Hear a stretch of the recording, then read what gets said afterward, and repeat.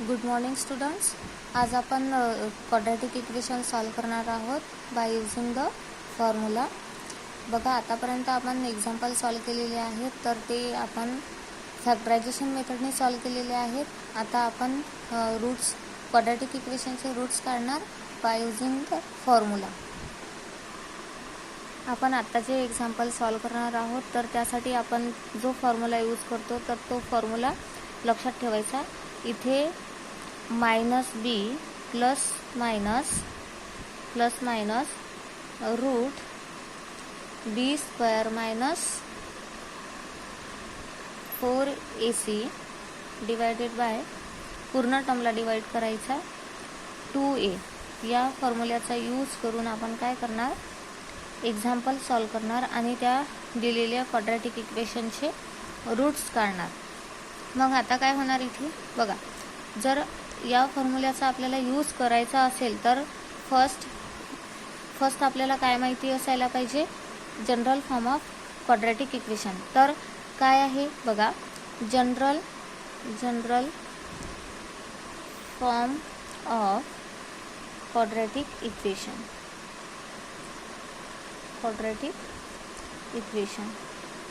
काय आहे general form of quadratic equation. तर ax square plus bx plus c is equal to 0. ही काय आहे, जनरल फॉर्म आहे क्वाड्रॅटिक इक्वेशनचा. आता काय होणार, याच्यामध्ये आपण कम्पेअर करून इक्वेशनच्या व्हॅल्यूज ABC जे काही नंबर्स दिलेले आहे त्याच्या व्हॅल्यूज काढणार. मग इथे काय करणार, find values of a, b, c and put these all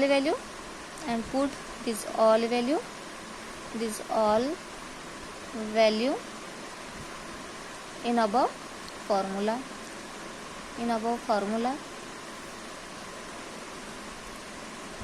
and calculate the roots of the quadratic equation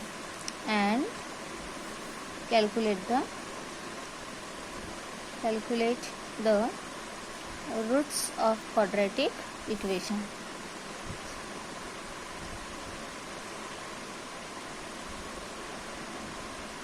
काय करायचं आहे आपल्याला, बस हा जनरल फॉर्म दिलेला आहे, तर आपल्याला चेक करायचं दिलेलं इक्वेशन जनरल फॉर्ममध्ये आहे की नाही, आणि त्याच्यानंतर जनरल फॉर्मवरून ABCच्या व्हॅल्यू काढायच्या आणि ABCच्या व्हॅल्यू या फॉर्म्युल्यामध्ये पुटअप करून कॅल्क्युलेशन करून आपल्याला दिलेल्या इक्वेशनचा काय रूट्स काढता येतील.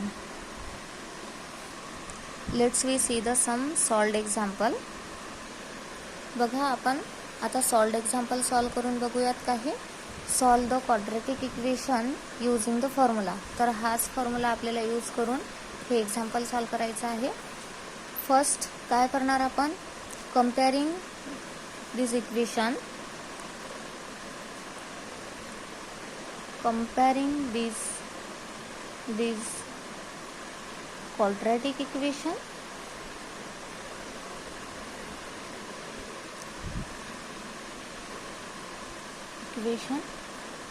with general form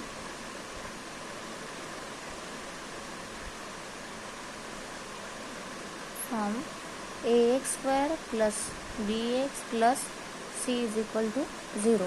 सर्वात आधी तर आपल्याला चेक करावं लागेल की आपलं दिलेलं जे इक्वेशन आहे ते दिलेलं इक्वेशन जनरल फॉर्ममध्ये आहे की नाही.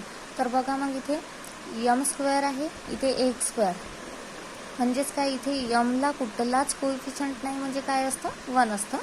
तर इथे काय, आणि जी टर्म दिलेली आहे bxची, तर ती -14m दिलेली आहे आणि +13 म्हणजेच काय, c ची व्हॅल्यू येणार, कॉन्स्टंट टर्म येणार.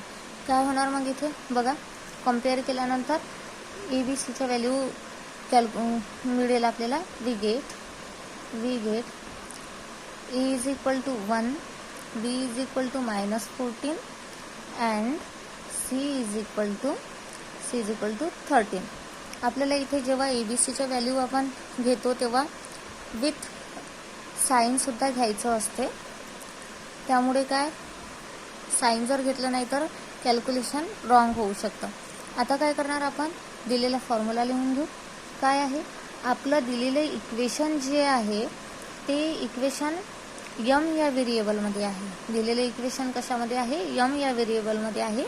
तर काय होणार मग इथे मी फॉर्म्युला लिहित असताना यमच लिहिणार, म्हणजे आपल्याला यमचेच रूट्स काढायचे. M is equal to -b plus minus root b² minus 4ac divided by 2a. Okay. आता काय करणार मी, त्या ज्या काही व्हॅल्यूज दिलेल्या आहे ए बी आणि सीच्या, त्या व्हॅल्यू मी या फॉर्म्युल्यामध्ये पुटअप करणार आणि नेक्स्ट कॅल्क्युलेशन करून याचे रूट्स काढणार. आपण ज्या काही ए बी सीच्या व्हॅल्यू काढलेल्या आहे त्या व्हॅल्यूज आपण या फॉर्म्युल्यामध्ये पुटअप करू आणि कॅल्क्युलेशन करू. बघा कसं होणार ते. यम इज इक्वल टू बीची व्हॅल्यू -14 आहे, तर मी काय करणार, हा बीला ऑलरेडी मायनस साईन आहे, तर मी तो मायनस साईन जो आहे तो ॲज इट इज ठेवणार आणि इथे -14 लिहिणार. ठीक आहे. मग आता मी -14 लिहिलं, इथे प्लस मायनस व्हॅल्यू दिलेली आहे आणि इथे मी बीची व्हॅल्यू -14 त्याचा स्क्वेअर मायनस 4ac. आता 4ac म्हणजे काय, एची व्हॅल्यू टाकणार मी. एची व्हॅल्यू काय आहे 1 आणि मल्टिप्लाय बाय सीची व्हॅल्यू आहे 13 आणि डिवायडेड बाय करणार काय 2 मल्टिप्लाय बाय एची व्हॅल्यू 1 आहे तर 1 टाकणार. काय होणार मग नेक्स्ट बघा, इथे मायनस मायनस प्लस होणार, म्हणजे 14च येणार. तिथे प्लस मायनस साईन जे आहे ते ॲज इट इज राहणार. त्याच्यानंतर काय इथे -14 जे आहे त्या -14चा काय स्क्वेअर निघणार. काय निघणार बरं, -14चा स्क्वेअर 196. ठीक आहे. आता तिथे तुम्हाला प्रश्न पडेल की इथे तर -14 आहे, पण समजून घ्या थोडं. बघा, सपोज -14 आणि त्याचा स्क्वेअर जर येत असेल तर त्याचा आन्सर 196 येते. पण सपोज म्हणजेच काय, इथे मायनस साईन असताना सुद्धा आन्सर आपलं पॉझिटिव्ह आलं, बिकॉज ऑफ याचा जो पॉवर आहे तो काय आहे, इव्हन आहे. तो काय आहे, इव्हन आहे.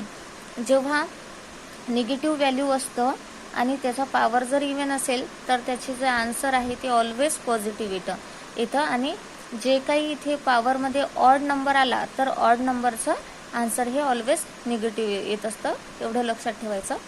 म्हणजेच काय, कॅल्क्युलेशन करत असताना कन्फ्युजन नाही होत आणि आन्सर पण रॉंग निघत नाही. मग काय होणार, इथे मायनस साईन मी ॲज इट इज ठेवते.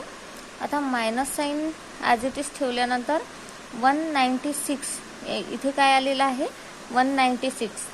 कसाचा स्क्वेअर आहे तो 14चा स्क्वेअर. इथे काय 14चा स्क्वेअर आहे, 14चा स्क्वेअर इथे 196. स्क्वेअर मॅक्झिमम 25पर्यंत लर्न असणं गरजेचं आहे. तर आता इथे काय 13 1 13 आणि 13 4 किती होते 52. मग मी इथे 52 लिहिणार. ओके. आणि डिवायडेड बाय 2 1 2. हे झालं एवढं. त्याच्यानंतर काय होणार, जस्ट सिम्पल कॅल्क्युलेशन करायचं आहे, बाकी काही नाही. तर m is equal to 14 plus minus इथे 196 मधून जर 52 सबस्ट्रॅक्ट केला तर काय होणार 144 आणि डिवायडेड बाय 2 राहणार. ठीक आहे. एवढं झालं. आता याच्यानंतर काय होणार कॅल्क्युलेशन, याच्यानंतर काय होणार इझी आहे. बघा 14 plus minus as it is ठेवणार आणि 144चा स्क्वेअर रूट येते 12. 144चा स्क्वेअर रूट काय येतं 12. तर मग मी इथे 12 लिहिणार आणि डिवायडेड बाय 2 करणार. आता इथे आपल्याला 2 रूट्स मिळतात. बघा रूट्ससुद्धा कसे मिळतात आपल्याला ते सुद्धा बघा. इथे काय करणार, इथे प्लस आणि मायनस दिलेलं आहे तर मी प्लस आणि मायनसला सेपरेट करून टाकते. काय होणार मग इथे m is equal to 14 plus 12 divided by 2 होणार 1 टाईम आणि सेकंड टाईम होणार m is equal to 14 minus 12 divided by 2. ठीक आहे. आता इथे सिंपल कॅल्क्युलेशन आहे, you know very well how to do.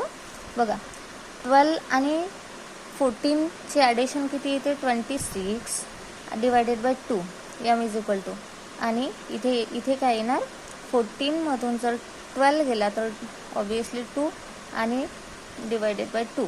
मग काय होणार m is equal to 26 divided by 2 means 13 आणि 2 डिवायडेड बाय 2 मीन्स 1. म्हणजेच काय तर आपल्याला 2 रूट्स मिळालेले आहे 13 and 1 and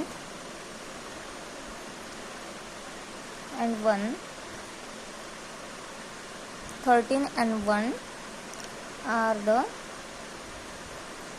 are the roots of given quadratic equation.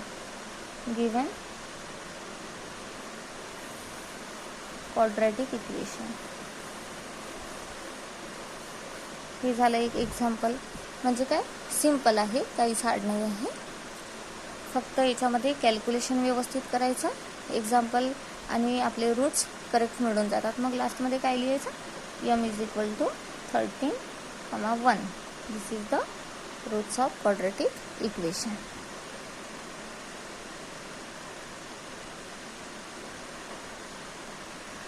C next example. We have to solve same process. आता काय करणार आपण दिलेला फॉर्म्युला नुसारच आपल्याला हे क्वाड्रेटिक इक्वेशन सॉल्व करायचं आहे. तर कसं करणार, सर्वात आधी काय करायचं आहे कम्पेअरिंग. हे इक्वेशन जे दिलेलं आहे ते आपल्याला कम्पेअर करायचं आहे. तर बघा कम्पेअर कसं करणार, दिलेलं क्वाड्रेटिक इक्वेशनला जे काही आपलं जनरल फॉर्म आहे कम्पेअरिंग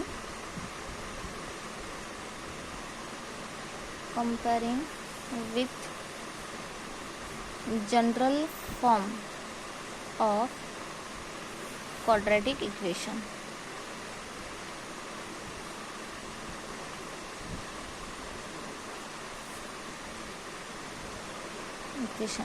काय आहे आपले quadratic equation general form ax² + bx + c = 0. हे आपलं क्वाड्रेटिक इक्वेशनचं जनरल फॉर्म आहे.